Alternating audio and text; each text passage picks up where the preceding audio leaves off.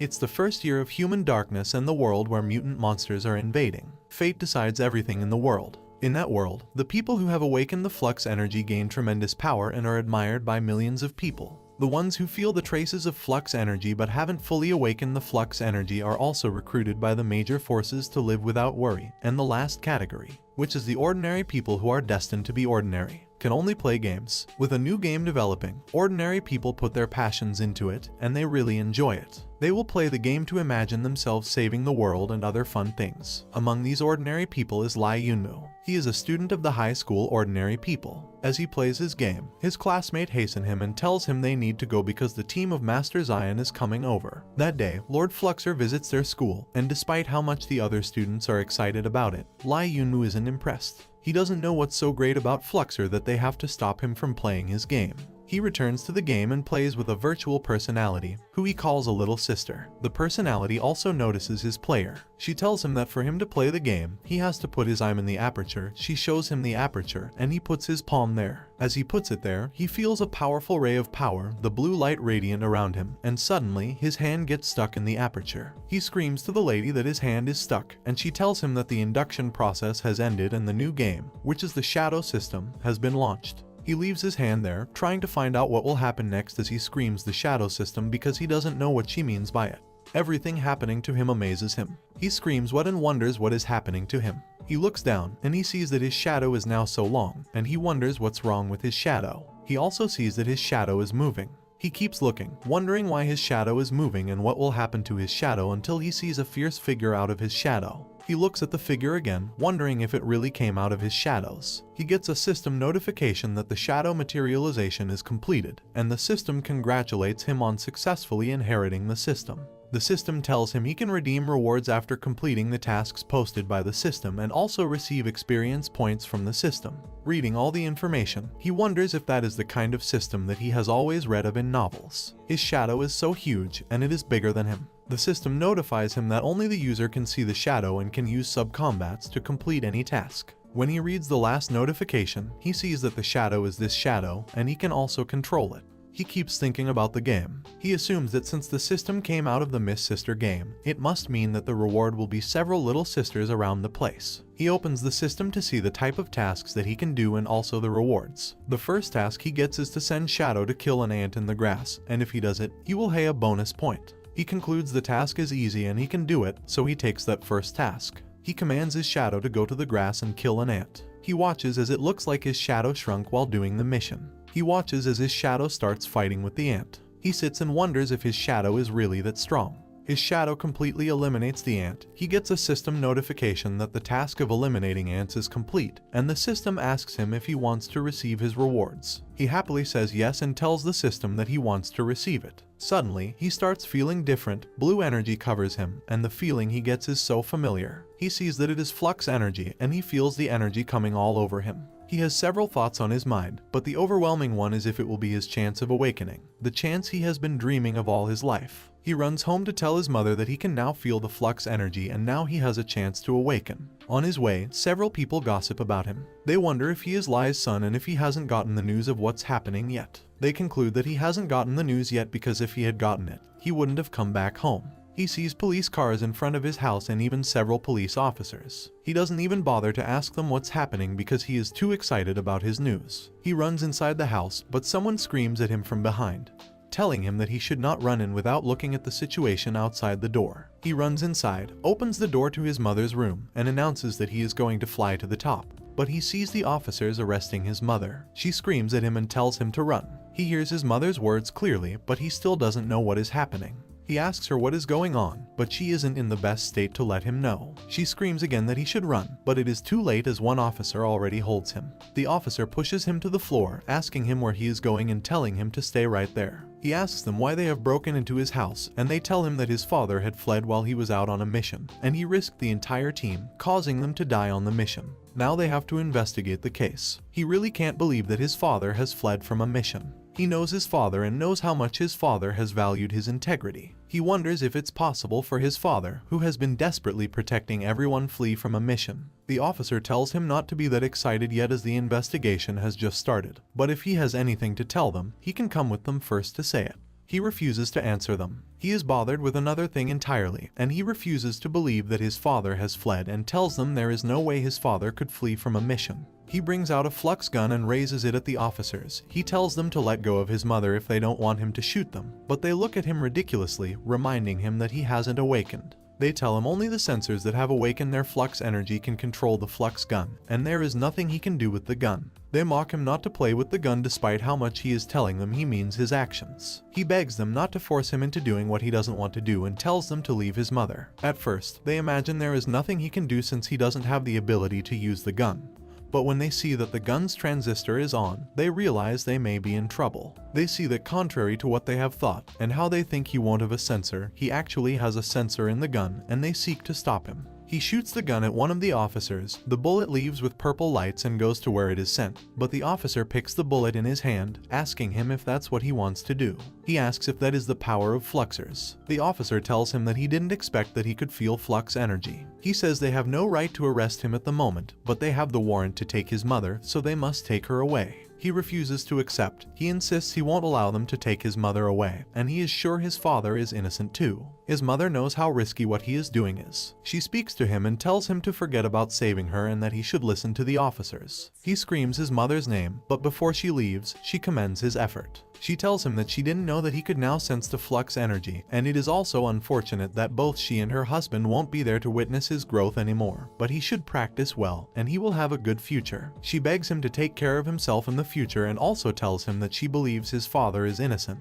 but things must be explained. At that point, the officer tells him that the only way he can save his parents is if he awakens his flux power as soon as possible. He decides he will do just that. He only has a week. And the flux energy awakening test is next Friday, and it's once in a year, so if he misses his year's own, he will have to wait for a year before he takes the test, and it may be too late to save his family. He takes a book in the library to read so he can get better. He asks the system how many experience points he needs for him to awaken his flux energy, and the system responds to him that at 100,000 points. His own induction power can also be converted into experience points. He presently has 2 points out of 1, and he asks to know if it is necessary for him to kill 100,000 ants within a week so he can awaken. The system has a better option for him and tells him he can turn in auto hack mode. He would require no operation, and it will be an automatic farm. He doesn't know what auto hack means, and he explains it to mean that his shadow can kill monsters by itself without him controlling the shadow. He asks his system to turn on the auto hack mode immediately. The system does as he is commanded, but he is concerned that the shadow alone will not be able to complete the number of points he needs within a week. He also has to practice continuously for the upcoming 7 days so that he can awaken with more flux energy. He opens a book written by Lai Zhongmin, his father, on the 100 ways to sense flux energy. When he sees his father's name, he gets emotional. He remembers how his father used to carry him on the neck and how close they are. He promises himself again that he will protect his father. He remembers how much his father had always taken care of him, and he says that this time around, he will repay of all his father's hard work and he will take care of him. He trains for 7 days, and 7 days later, it is time for the test. He goes to the 16th University in Jiefeng City and enters his class. The teacher announces to them that the day is the most important day of their life, and if they are an unawakened person, he hopes they can work hard to become a useful person in society in the future. While if they are flux energy sensors, they will join the guard army to fight the Dimension Beast, and become a noble guard army on the other hand. If any of them have awakened the flux energy, then the person will become a hero and be admired by thousands. He concludes his speech by telling them that there is no one in their class who has awakened flux energy, but whether they have flux energy or not. He is very proud of them. He claims they are a hope of the central continent. It's in the middle of the speech that Lai Yunwu arrives. He jumps into the class and apologizes to the teacher for being late. All the students line after each other to take the test while people keep commenting on who has awakened or not. He remains in the class with his classmates for their last class meeting, and he notices that most of his classmates aren't in the class and there are fewer people than the previous test. He assumes that a lot of people have given up on the test. Some of his classmates gossip about him after seeing him in class for the test. They say that they had assumed he would give up on the test and they didn't expect him to have so little self-awareness. His classmate, Qian Fei, who is a son of a wealthy businessman in their city, says that the whole city knows about his father and asks him if he wants to awaken so he can also be like his father. He says Lai Yunwu really thinks being a fluxer is a kind of joke that anyone can beat. The other students join in the conversation, and they all say how they have heard that his father fled from the mission. He hears several words, including one that says that he knew Lai Yunwu's father was in the army, so he wanted to have a good relationship with Lai Yunwu. Someone screams to support Lai Yunwu. He tells Kai and Fei that he can't stand the relationship between Lai Yunwu and their school's flower, so he should hey out and don't make their school's environment sour. But Kai and Fei turns and asks who is the dog barking. The person who had spoken was no one else than Jiang Kai, Lai Yunwu's friend. He says that each one of the people who are insulting Lai Yunwu right now has all flattered Lai Yunwu before, but now that his family is in danger, they think they can now show their shameless faces and insult him. Kai and Fei calls Jiang Kai a bereaved dog. He says he can see how long the dog can bark, and they all start barking like a dog. In the situation Lai Yunwu is in, having someone who can back him up sounds like so much of a comfort. He goes to Jiang Kai and appreciates him for speaking on his behalf, but Jiang Kai tells him it's alright. He asks him how his father is doing and if everything is alright with him. But Lai Yunwu informs him that everything is still under investigation and they should get to the testing line because it will soon be their turn to have their test. As he stays in line, Lin Lai, who is the school flower and Lai Yunwu's childhood sweetheart, calls out for him. She asks him if he has come to specifically see her test. Jiang Kai sees that he is in the midst of lovers. He tells them that he will leave them to talk because he doesn't want to be the bone between them. After he leaves, Lai Yunwu tells Lin Lai that he has also come for his test. She tells him that she heard what had happened to his father, and although she knows it may not be the best time for her to talk, but she still wants to tell him that she sensed some flux energy in her body a few days ago. She says that although it is selfish for her to tell him, but she still wants to enter the high-dimensional world that everyone in their world dreams about. She still wants to try it out even if there is a low probability that it will work, so she is very sorry. Everyone around him keeps looking at him. It was without doubt that the praises and friendliness he had enjoyed from all his friends and classmates was only because of his father's reputation. Even his childhood sweetheart and friend found it uncomfortable to remain with him. Maybe everyone didn't look at him with so much positive eyes from the beginning. Lin Lai calls out for him to find out what he feels about everything she has said. He tells her that he understands what she means, and he also knows how much the test means to them, so he wishes her well in her test. He goes to line up for his test, and Jiang Kai calls out for him. He tells him he has reserved a place for him on the line, and he should come and line up there. As the tests continue, it's Kai and Fei's turn. As Kai and Fei tries to go there, Lai Yunwu pushes him away and goes forward. Everyone in the line screams at him, asking him why he is cutting the line and if he thinks his father still has his back. Kai and Fei also wants to know why he had to push him that way, and he says it is because he wants to become a fluxer. He goes there for his test, and when he does it, to everyone's shock, he has completely awakened. Jiang Kai is impressed. He screams that Lai Yunwu is great, and from that moment on, no one will be able to look down on him again. The inspector is also shocked. He says it is unexpected that in these 16 universities, they can encounter good seedlings that can awaken without external stimulation.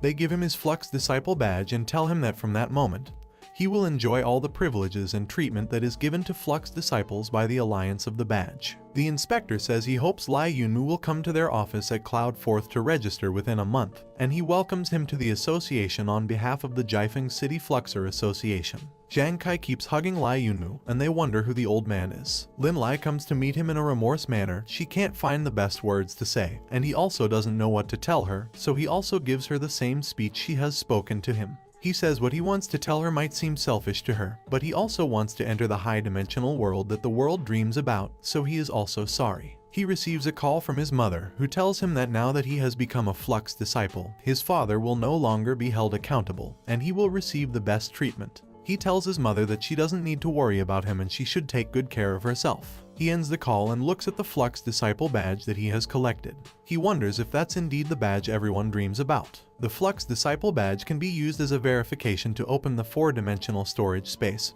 and the virtual dimensional world. Now that he has the badge, he can use it to enter the virtual dimensional world and start the dimensional realm. He gets a notification that the dimension space will soon start the Flux Disciple badge verification. His verification was successful, and he gets the number 930,664. The system notifies him that he now has the right to enter the virtual dimensional world and will soon be transmitted. He transmits into the dimensional world immediately, and when he arrives, he asks who is there. He sees some structures there, but he doesn't understand what they are. He claims it's odd to have them there. He hears a voice laughing behind him, and when he turns, he sees the creature and wonders what the hell it is. The creature introduces himself as his navigator and tells him he can call him Pedro P. He tells Lai Yunmu that he is in the virtual dimensional world where he can obtain various dimensional techniques and combat skills. It is an important place for practitioners to improve their strength. Pedro P tells him the next stage is that both of them will model their appearance in the virtual world, which shocks Lai Yunmu because he doesn't know they are two.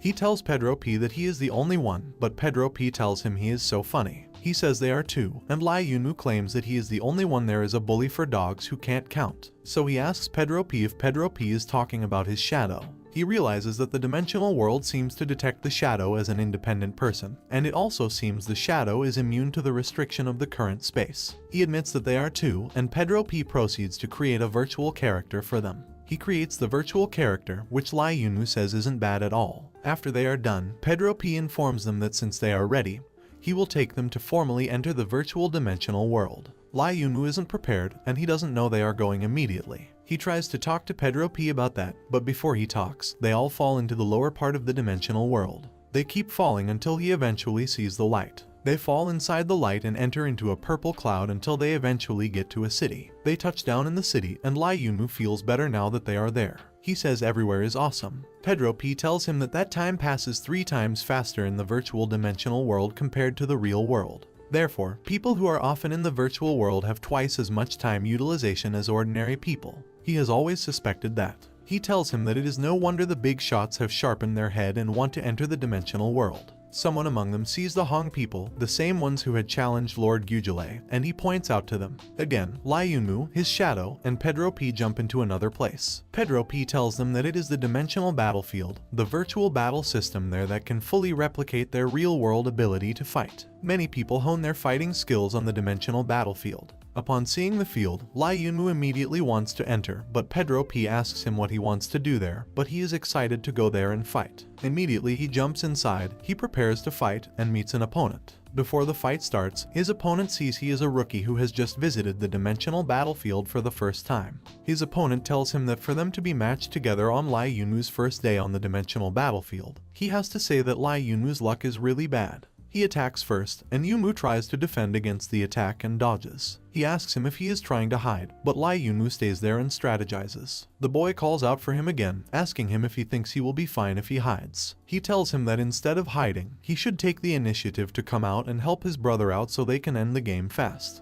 The boy tries to convince Lai Yunmu to come out, but it doesn't look like Lai Yunmu wants to do so. He says since Lai Yunmu doesn't want to come out, he will have to go into the forest and find him. He enters the forest, and Lai Yunmu ambushes him. He asks the boy if he is looking for him. He brings out his gun to shoot him, and the boy admits that he is too careless. Lai Yunmu shoots him and wins his first game on the battlefield. He asks the boy if he has never heard the phrase "don't chase a cornered enemy." He says the bog was too careless because he felt Lai Yunmu was a newcomer. He comments that even the ants downstairs in his house are much better than the boy. Immediately after killing him, he feels something coming out of the field. It calls his attention, and he goes there. The thing is yellow, and it looks like sunlight. It keeps coming closer to Lai Yunmu, and it enters into his body. The velocity of the entrance is so painful. He wonders what the thing is. He feels that the thing has entered his body, and he feels pain because of it. While he looks for an explanation, he gets a notification from his system that he has absorbed the space element for the first time, and the system will reward him with a grade cultivation method, Admiralty cover. He is on the floor because of the pain from the entrance. He wonders if it is really a space element. He doesn't know what space elements are, and his system answers his question.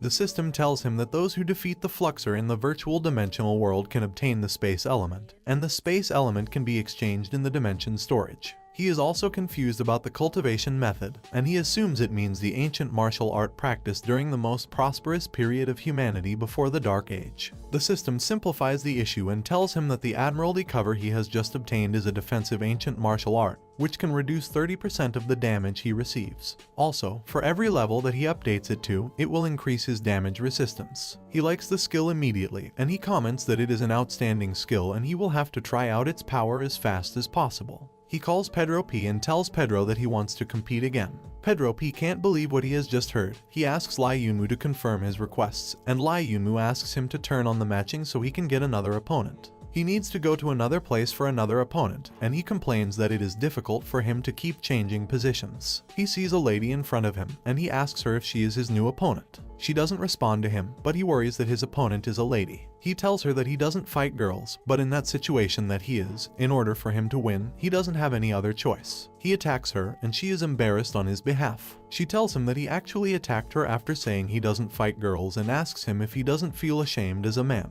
He goes nearer to her and tells her he has to inform her about something, which is that he is there to win and not to learn about the best way he should behave. They start the fight, and after fighting him for a while, she notices that he has an ordinary flux energy. He doesn't know what she means by that and asks her, but she tells him that if he doesn't know anything about the ordinary flux energy, it means he is really an ordinary flux disciple. At this point, he asks her what she is talking about, but she refuses to explain better and says she just wants to end the fight quickly. She inhales, and the atmosphere changes, and she stabs him from behind. He couldn't have expected that kind of attack, and he is obviously shocked. She tells him that her skill is 1,000 cuts 36 forms, and it is an attack skill so that no one can resist it.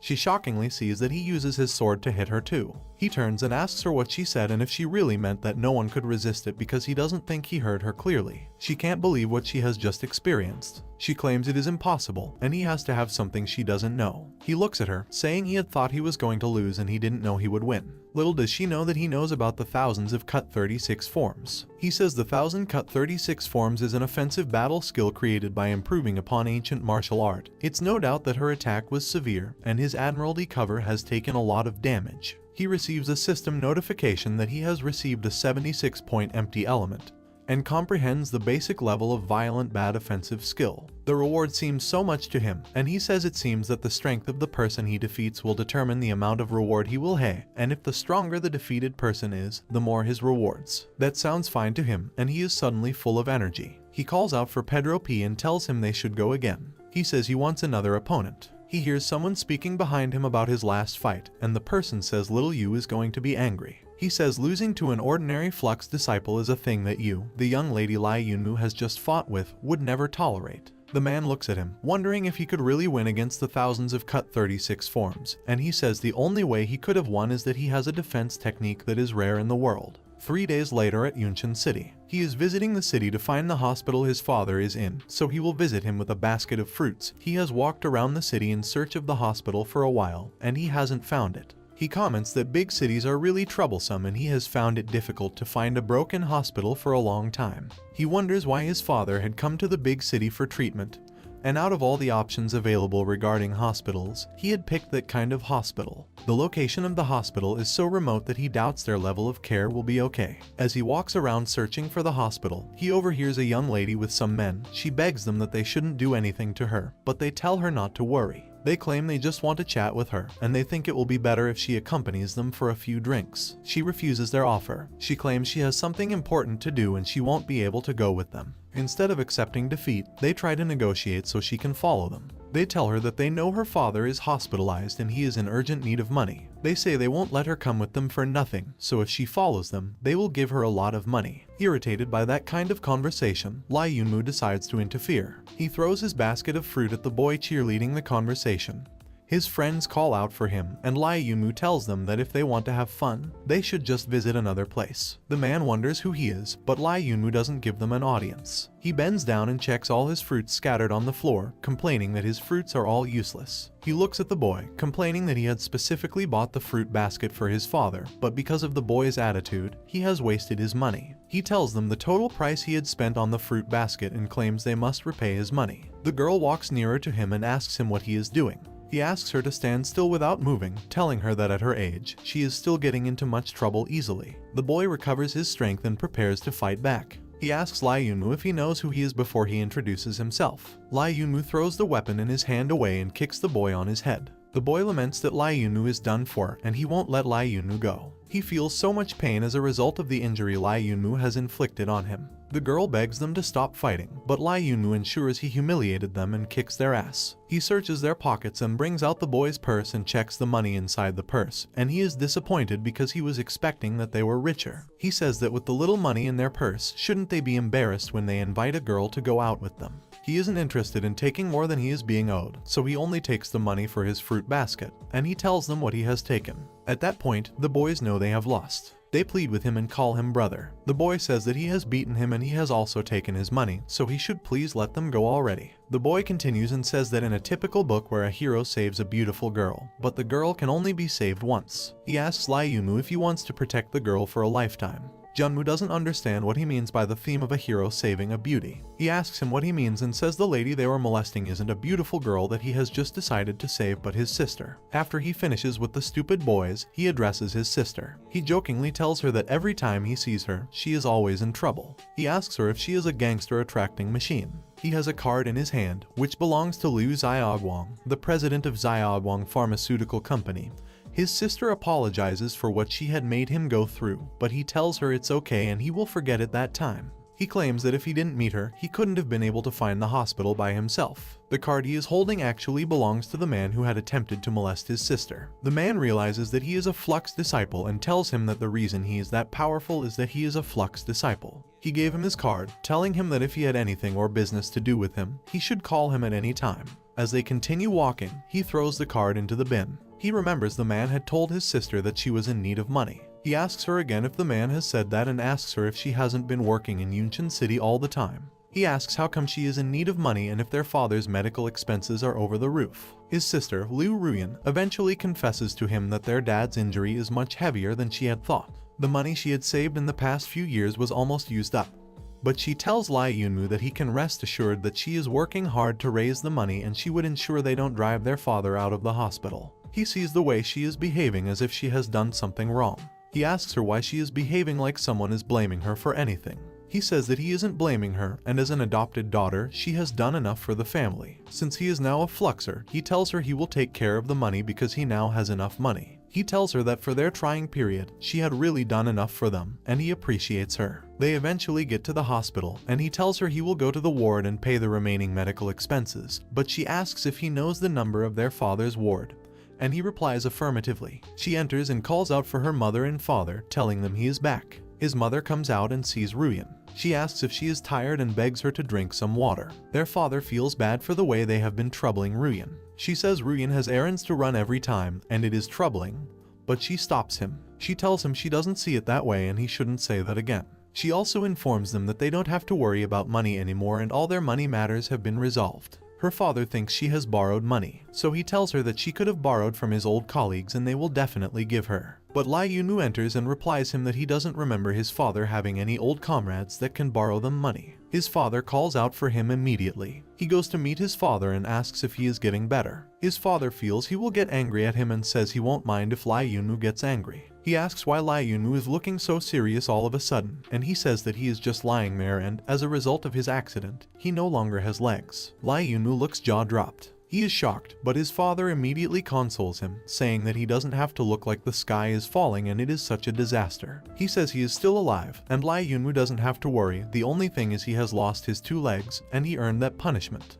His father asks him if he is the one that had paid the medical bills and how he paid the bill. His father tries to sit to talk to him, but Lee Yunwoo feels concerned about his father and asks him not to move his legs. He tells his father that he has already awakened and he is now a Fluxer, which is how he was able to pay the bills. His father bursts into laughter. His laugh echoes in the room because he couldn't believe his ears. He asks if Lee Yunwoo thinks he doesn't know his son. He says he knows how much Lee Yunwoo is worth, and he can't even sense Flux energy, let alone awaken. And now Lee Yunwoo thinks he will believe he is now a Fluxer. He says he thinks Lee Yunwoo is going crazy. Jokingly, Lee Yunwoo tells him he is going back and that he should pay his bills himself. Before he leaves, his father speaks to call his attention. He tells him he is still having his childish temper, and he wonders how he can be a Fluxer with such an attitude. His father brings out a box and asks Ruyan to help him with it. He tells Lee Yunwoo that he should take the box with him. Lee Yunwoo recognizes it as his father's most valuable battle soldier's combat suit, and his father replies affirmatively. He tells him that the combat suit can greatly enhance the capabilities of the wearer, so knowing the worth of it, Lee Yunwoo wonders if he is willing to give him such a precious item.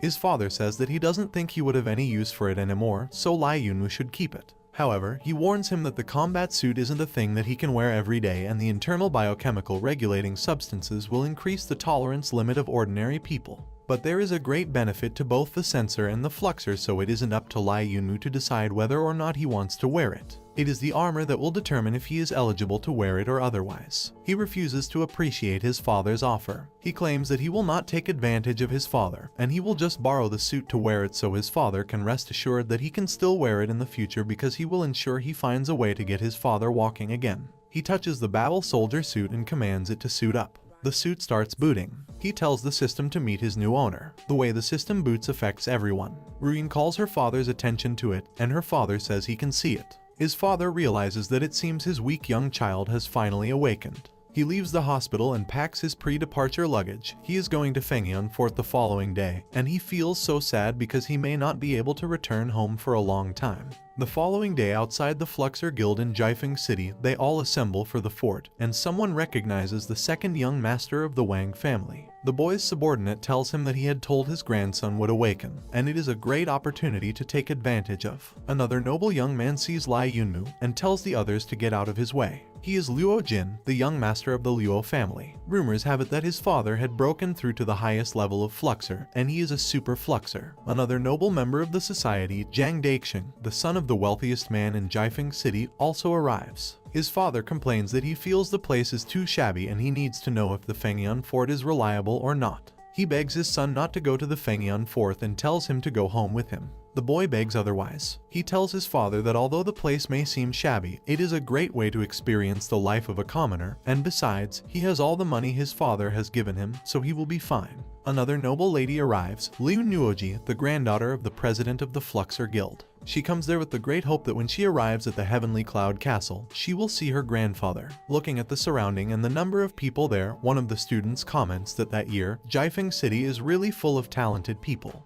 His friend explains to him that it is because the top 8 ranked senior colleges this year all did well in their Fluxer exams. As they talk, another one informs them that they are all uninformed in that year. Even the 16th university also produced an awakened one. He tells them that they should all join him to welcome the awakened one from 16th University into their midst, and he calls Lai Yunmu to come on stage. They carry Lai Yunmu on a seat and bring him to the stage. The others are angry and embarrassed. They wonder what the boy is up to and if it is a joke. Seeing what is happening, Zhang Daixing laughs and shows his dad what is happening. It's not like Lai Yunmu is also impressed by the excessive show of familiarity.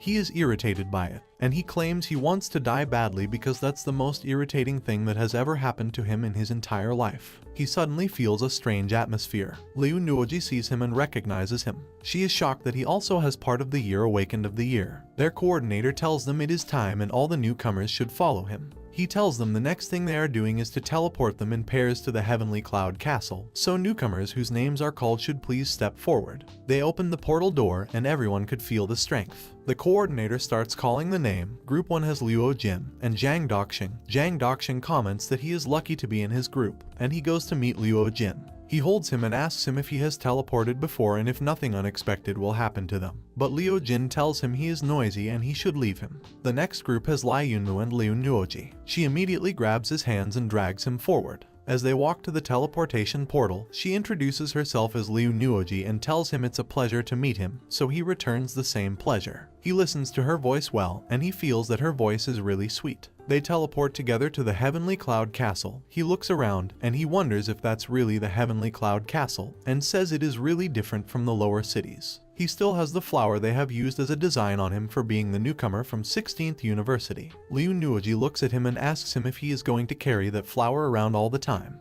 She tells him she has heard her grandfather say that the Heavenly Cloud Castle is constantly moving in the air. So he looks around to see if it is really still moving while he removes the ceremonial flower on his body. She tells him the Heavenly Cloud Castle is still moving because that is the only way to keep it from being attacked by dimensional beasts. After all, in their world, they are unwelcomed outsiders. One of the formerly awakened members comes to welcome them. He calls them his junior brothers and sisters and asks them to come with him. He says that on behalf of the Jifeng City Fluxer Guild, he will take them to the Jifeng City courtyard. The young boy is a senior student at Jifeng College named Tang An. They all know that if nothing goes wrong, the Jifeng courtyard is going to be their next home and base camp for the next 3 years. Tang An tells them that the bus coming to pick them up has arrived and everyone should follow him on the bus. He explains to them that, as they should know, there are currently 7 floating castles on the central continent, and a Heavenly Cloud Castle is one of them, and that's where they are now. He explains further that as Fluxers, they use the floating castles as the base for all their activities. Each of the floating castles governs its own area and is like their Heavenly Cloud Castle. castle, which also has 136 cities under its jurisprudence. Every year, the newly awakened are transported to the upper-level cities to which they belong, and the upper-level city, on the other hand, is responsible for arranging theoretical knowledge and practical training for them in a uniform manner. It's the upper-level city that will train them to be reliable and capable fluxers. He further informs them that even though they have been admitted, they shouldn't be too happy early. That is because the annual event will be held in 6 months, and the event is the Central Continent City Ranking Tournament. After the event, the Central Continent will adjust the amount of resources available to cities under its jurisdiction according to the result of each ranking tournament. So he hopes every one of them gets serious because the hope of supplying the whole town is in their hands. They board the bus and he wishes them good luck. They eventually arrive at their base and the bus flies down. He tells them that all the fluxers that have come from their city, the Jifeng city, lives there, so if they have any problem in the future, they should feel free to look around for him and see him to help them. Before he leaves, Lai Yunwu stops him and says he has a question. He tells him that the last fight he defeated a girl on the dimensional battlefield. He felt her flux energy was a little different. He says the girl's flux power caused him to have a burning sensation in his heart. Tangan asks him if he is saying he had defeated a fluxer that used dark flux energy, and Luo Jin overhears the conversation. He finds it difficult to believe that Lai Yunwu has defeated a fluxer who used dark flux energy. Even the other students don't want to believe that. He tells him he is saying there is a limit to Lai Yunwu's bragging.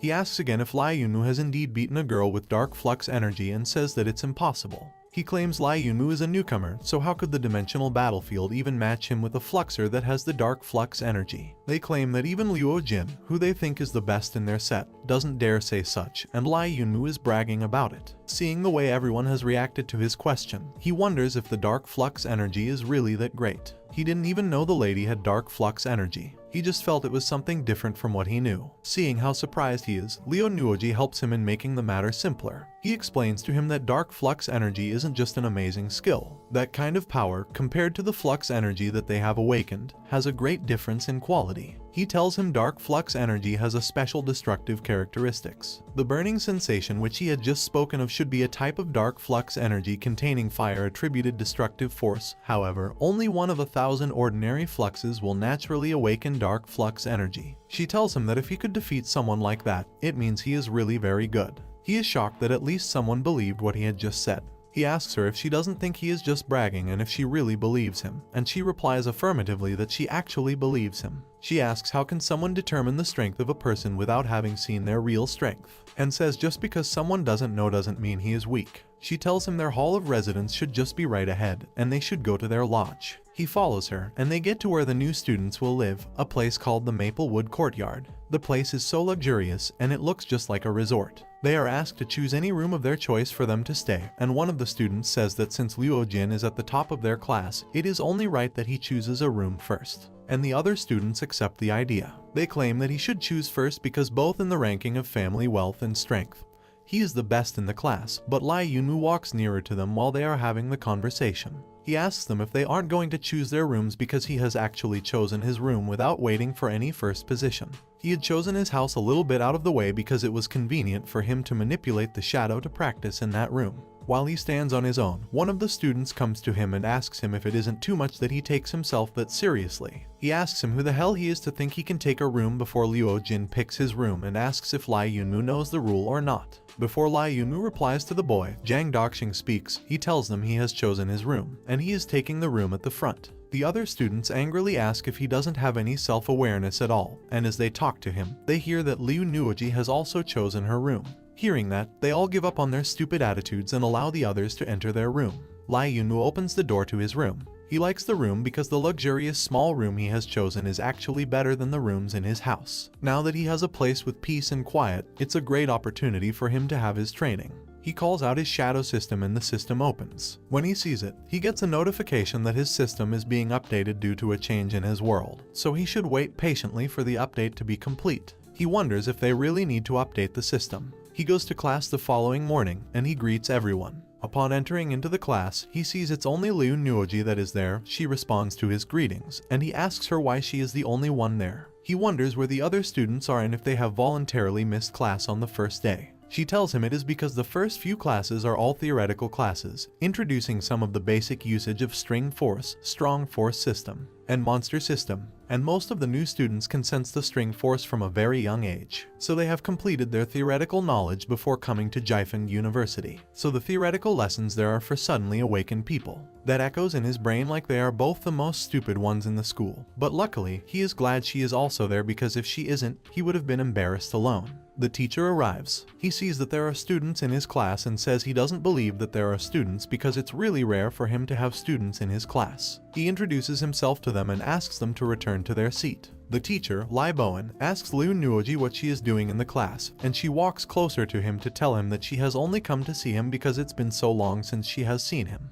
Lai Bowen asks her how the teacher is doing. She tells him that her grandpa is doing well and his body is still strong. She tells him that there are new people who need his classes that year, so he should teach them well. She says Lai Yunmu is a good seedling, and she is sure that if he is trained well, he will be very great. She tells him she is leaving now, and Lai Yunmu has to learn well and work hard. Lai Yunmu's hope that he isn't the only one in that class gets shattered. He realizes that, after all, he is indeed the only stupid one. Lai Bowen reveals that that year is the first time in 4 years that someone has taken his class, and it seems Lai Yunmu really has a poor foundation. He gets a second thoughts that these days, there is basically no more natural awareness who doesn't rely on blood and absorb dimensional crystals. Since he also has a good relationship with Liu Nuoji, Lai Bowen feels Lai Yunmu should be an exceptional kid. Lai Bowen addresses Lai Yunmu. Seeing the way Lai Yunmu is lying exhausted on the table, he asks him if he feels uncomfortable being alone in the class and asks if he wants to move to another place. Lai Yunmu accepts, and they decide to have their class on the rooftop.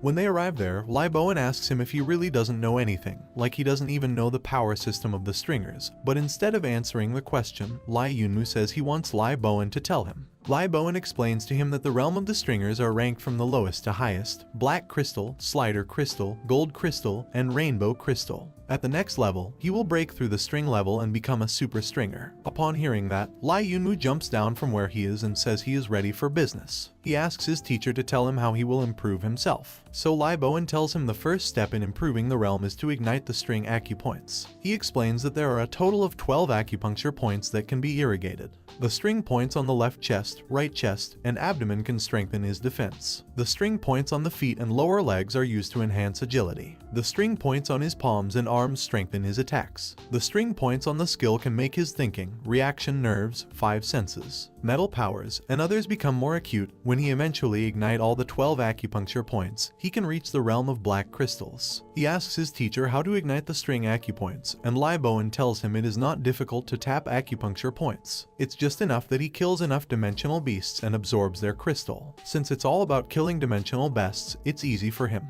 3 days later, the school calls all of them to a field in the morning, and when Lai Yunmu arrives, he wonders what is the point of the call. The students look at him and wonder if he is the one who has been taking theory classes every day. Another one replies that he doesn't know there are people who attend theoretical courses and says he wonders how bad Lai Yunmu is. The senior student, Hu Wu, has been catching and biting Lai Yunmu ever since they have been visiting the senior training. He admits that he has learned a lot during the past classes, but he finds it inconvenient that Hu Wu has been catching and biting him. Hu Wu comes to him and hits him from behind, asking him not to give him any trouble and get in line. Lai Bowen comes to address the students. He tells them that he knows they are talking about how handsome and graceful he is, but he is there to let them know that they will be taking their practical class that day, the same class they have all been anticipating.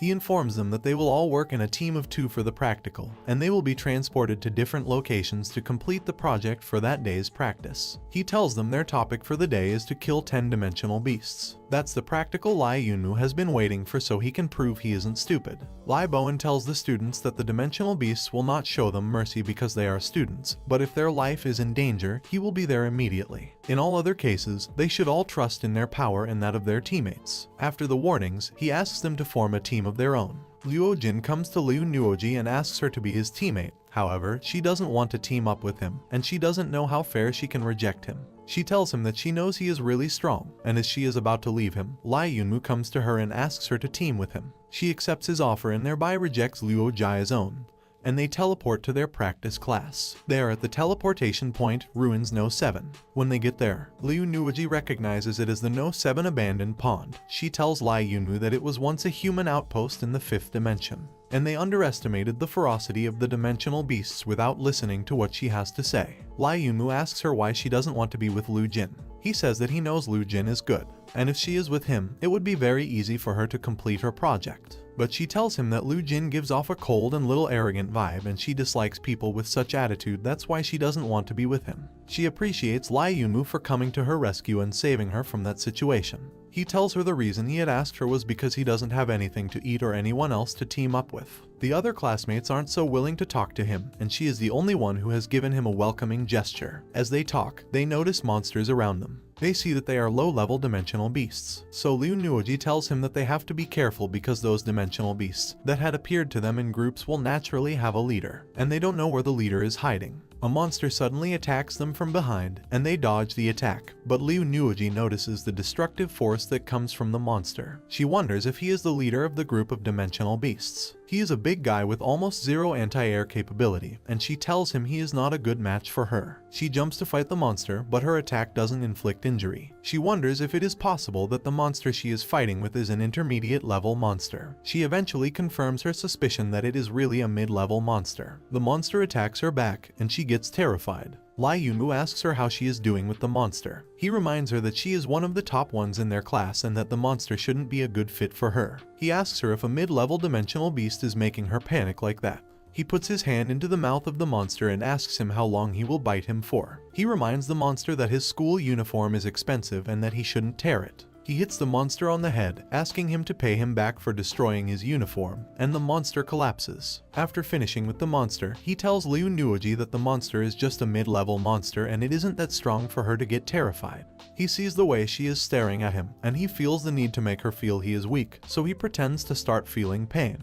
He feels like his hand is going to break, and he screams that his hand hurts. She doesn't believe his lies. She says that he doesn't have to pretend like he is weak, as she knows he has a very powerful defense technique. He wonders how she has known that, and she reveals to him that the girl with dark flux energy, who he had defeated at the battlefield a while ago, is her friend. She says she saw their match, and most people who watch the match may think he could win because Zioyu's technique is too weak. But she knows the destructive power of her friend's thousands of absolute 36 styles, and being able to withstand Zioyu's stormy attacks means he is really something. She tells him she also understands that he doesn't want to show the world that he is strong, and that's because the world is still very unkind to people with strong power. But in his mind, he knows the reason he isn't showing off his strength is because he doesn't know how strong he is. Originally, he didn't want people to know he had a defense technique. He is just a small person with an average family, and a person like him possessing a defensive technique will definitely be questioned, and now that she knows about it, he needs to convince her. He tells her that he plans to get along with her as an ordinary person, but now that she knows about his technique, he no longer feels the need to pretend to her. He tells her he indeed has a defensive technique, and he is showing his cards. They see another beast, and he tells her they should let go and have a good time.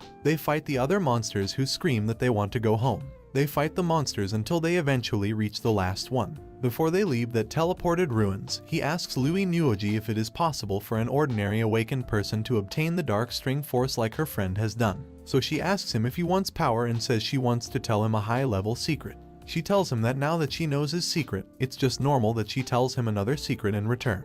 She claims it is useless to tell him the secret because if he wants to obtain that kind of power, besides the genetic inheritance, the other way to obtain it is to kill high-level dimensional beasts. If he kills a high-level dimensional beast and he absorbs its beast crystal, he will have a chance to awaken the power of Hades. The king-level dimensional beast is extremely strong and has countless beasts around him who obeys him. She tells him the reason the secret is kept by the higher-ups is because they are afraid that the less capable stringers will die on their own, causing too many stringers to be consumed. She tells him that if he also does it, he will definitely die, so he shouldn't take such a risk. She screams at him that he shouldn't make such an attempt, and he tells her he won't try it. Lai Bowen remains at the outside field expecting the students to come back soon. He wonders why they are so slow and wonders if their practical section is going well or otherwise. He eventually feels movement in the portal, and he wonders which group will come out first. The first group is Liu Nuoji and Lai Yunmu, and as they come out, she reminds him of her earlier warning that he shouldn't attempt confronting a high-level beast. He gets annoyed with her pestering.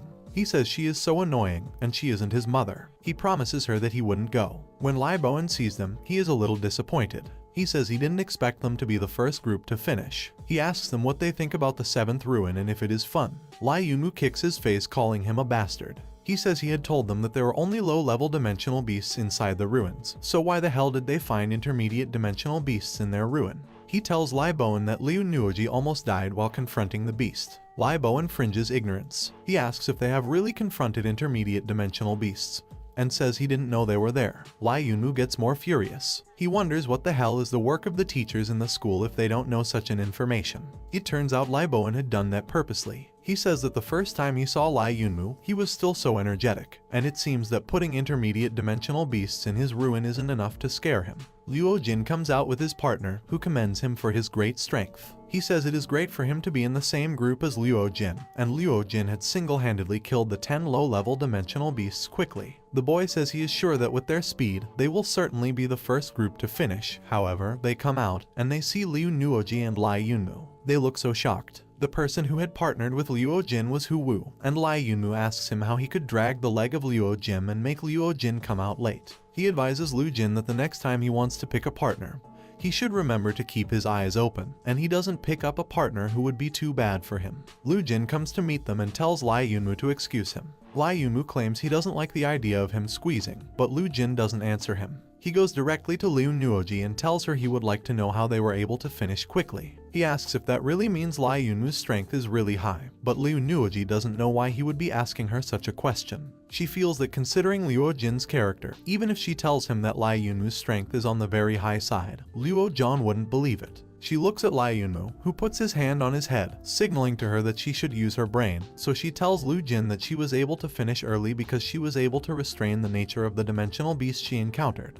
He asks her again to be sure the reason is just because of her attribute restrain. At this point, the other students have arrived gradually, and they say that Lai Yunmu is lucky to have been able to team up with someone as strong as Liu Nuoji, and without doing any work, he got the first place in their practical class. However, Zhang Doxing says he doesn't believe in luck, and he doesn't think it is luck. He says luck is just a lie made up to deceive people. 6 months later, Lai Yunmu goes to defeat some monsters, and he says that defeating the dimensional beasts of the 7th ruin is no longer helpful to him, so he feels the days of their training should be coming to an end already. He feels their next tournament should be interesting, and it's that tournament the senior student had told them on their resumption day, the Mid-Continent City Ranking Tournament. 6 months have eventually passed by, and he feels the pace of his progress in the last 6 months is far worse than using the shadow system. His system has been updating for the last 6 months, and it hasn't ended till then, and he feels that's really unreasonable. He claims the system is broken, and it is not easy for him to use it at all. Again, the school gathers them early in the morning, and he is angry about that. He wonders why the school keeps gathering them together in the morning like that. He says he had trained all through the night, and he is super tired and sleepy. The teacher comes out and asks if they are all standing there. He says he doesn't have much to tell them.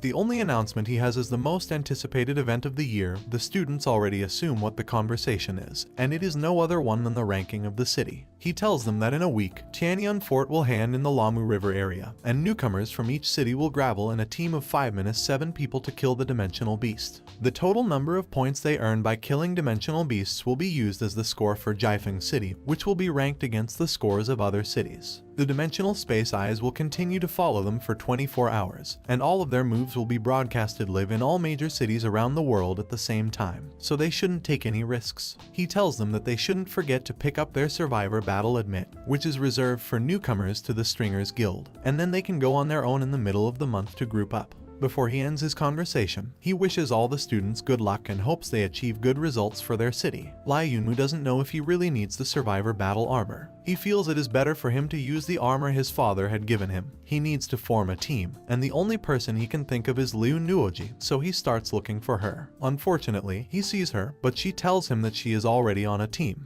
He asks her why she has joined a team so fast without considering him, so she explains that the guild has already arranged it. They asked her to form a team with Liu Jin and Hu Wu. The guild had believed that spreading out the top awakened in different teams was not conducive to the ranking of the city since their score would determine the city's ranking. So he accepts his fate, and he tells her that it is okay and she should just follow the guild's arrangement. She asks what he will do, but he tells her not to worry about him and that he will surely find a way, although he knows that there is no one else that will want to be on a team with him at all. He hears Zhang Doxing calling out for him. Zhang Doxing calls him a confused little brother and asks if he would like to join his team. He wonders why Zhang Doxing, the son of the richest man in their city, will want him. He He recalls that he hasn't spoken to Zhang Doxing about teaming up before. He really needs a team, and it is not like he needs the strength of anyone. He tells Zhang Doxing that he doesn't care about who he is teaming up with, so he is up for it. Zhang Doxing is excited about that, and he says he will take him to meet the other members of the group. He takes them to the other guys, who are shocked that Lai Yunwu accepted to be with them. Their group includes Lingen, the son of the second richest man in their city, and Lu Qian, the son of the third richest man in their city. Upon meeting his teammates, Lai Yunwu is angry at the members. He wonders if the team is the landlord's stupid son relief society. Zhang Doxing can see the irritation in his eyes and jokingly welcomes him to the team.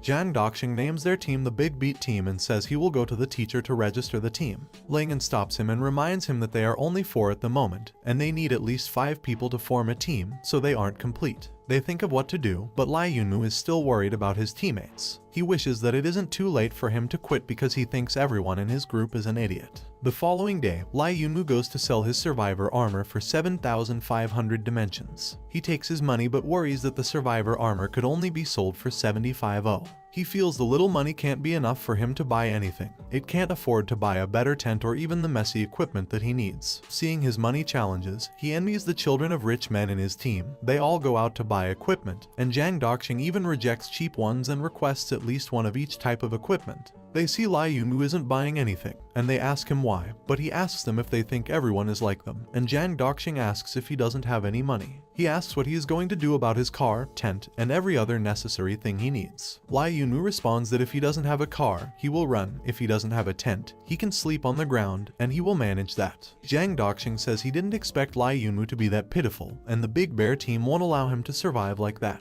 He holds Lai Yunwu and he drags him to follow him. Lai Yunwu wonders why he is being dragged and screams that Zhang Doxing should leave him. Zhang Doxing takes him to the merchant shop and buys everything he needs. He pays for it with his card, and the cost of it all is about 143,000 dimension coins. He pays and tells the attendant to give the car to Lai Yunwu and get him one of the best chariots because that's what he wants. Lai Yunwu looks at them and feels it's really nice to have money. At the end of Zhang Doxing's shopping, he sends 12.7 million dimension coins. He then asks for their most expensive tent. The merchant is glad because he has never seen such an excessive spender. He tells him the price of the tent, and Zhang Doxing pays. Seeing how he has been pampered, Lai Yunwu wonders if he is being nurtured for something.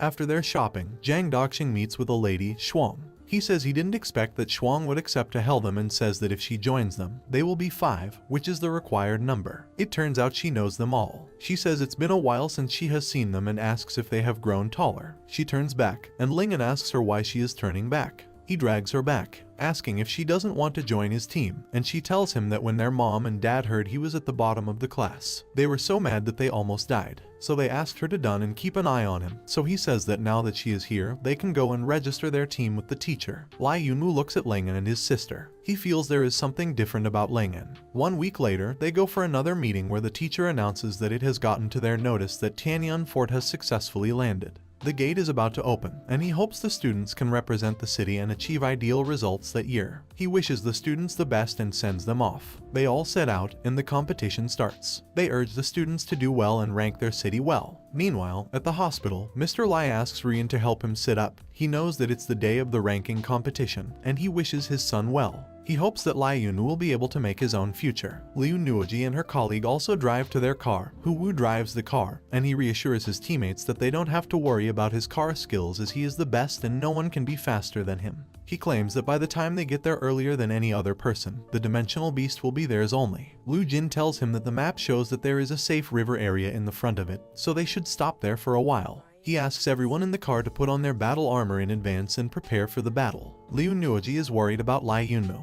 She does that he wouldn't have any problem at all, especially because it's been a while since she has seen him, and she doesn't know if he has successfully formed a team. She feels really worried about him. Looking at the side mirror, Liu Jin notices that something seems to be coming from behind them, and he tells all his teammates to stay alert. They wonder if they have met dimensional beasts a little too soon in their journey, but it turns out that what is behind them is a car and not a beast. Hu Wu doesn't want to believe that. He brags that it is impossible because he had modified their car by himself, and there is hardly any car in the world that should be faster than it. Also, he doesn't think there should be anyone in Tianyang Fort that should drive better than him. He keeps wondering what is happening, and the car behind them flies above their car and overtakes them. The car turns out to be the one belonging to Lai Yunmu and his team. Zhang Doxing brings his head outside and celebrates with his colleagues, while the other team watches in dismay. Lai Yunmu and his colleagues stop by the river to rest. They ask him if he has made up his mind yet about where next they are going to. He checks the map and asks his colleague will be their next destination.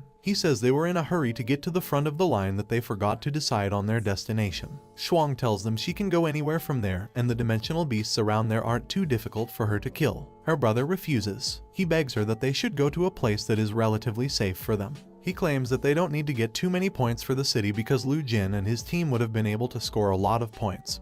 So it is fine if they get a few points too. Zhang Doxing says since they have a master like Shuang in their group and the chariot they have bought can move as fast as possible, so it isn't a bad idea if they stop by at that place first. However, their last colleague reminds them they are in the place of dwarfs. They wonder what he is talking about, and Lingyan says that dwarfs are the most difficult dimension beast in the Ram River area. Lai Yunmu asks them if the dwarfs are that strong, and Shuang explains that if it's a single dwarf witch, then it is not strong at all, and it can be said to be weak. However, their problem is that the dwarf witches are social creatures that process a certain wisdom, and they extremely hate humans. When they attack, they are often a group of dwarf witch monsters swarming, and once they have surrounded you, there will be no place for you to turn back. For that reason, no one likes going towards them at all. Zhang Doxing asks them if they mean that if they go to that side, all the points around there will be theirs, and no one will be able to compete with them at all. His colleague screams at him, asking him if he has a brain problem.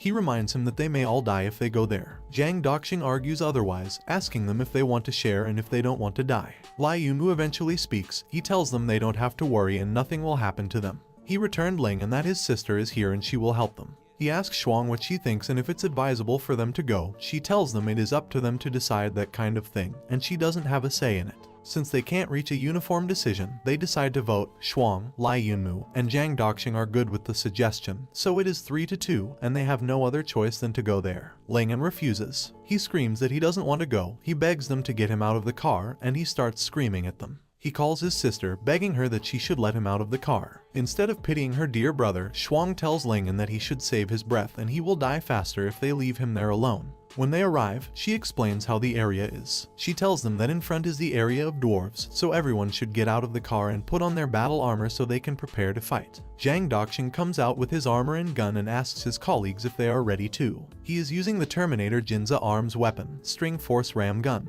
Lingyan also suits up, and he fearfully says he is alright. He is putting on the arms hunting Jinza weapon life-taking blade, while Liu Kang wears the life chaser Jinza arms weapon crossed wheel chop. Liu Kang asks Lingyan if he is so afraid of death that he has to buy such high defense armor. Shuang also tells them she is ready. She is suited in the Master Warrior battle suit, and Lai Yunmu also says he is ready. Zhang Doxing turns to see what Lai Yunmu is suited on, and he is very shocked. He asks why Lai Yunmu has that kind of armor. He says that the suit is the suit of the War God's temple and the suit armor can't be bought even if he has money. He goes nearer and asks Lai Yunmu if he can touch the armor. He touches it and says the texture is great. Even Lai Yunmu doesn't know the armor he is on is that great, and he really doesn't know where his father had also gotten it from. Shuang senses that there is a threat coming to them from the other side. She calls their attention to it and tells them something is coming over. She orders everyone to find cover and they get to business. They all go to cover themselves and hide while they communicate with earphones. Shuang calls Zhang Doxing to report the situation, and he says he has found their target.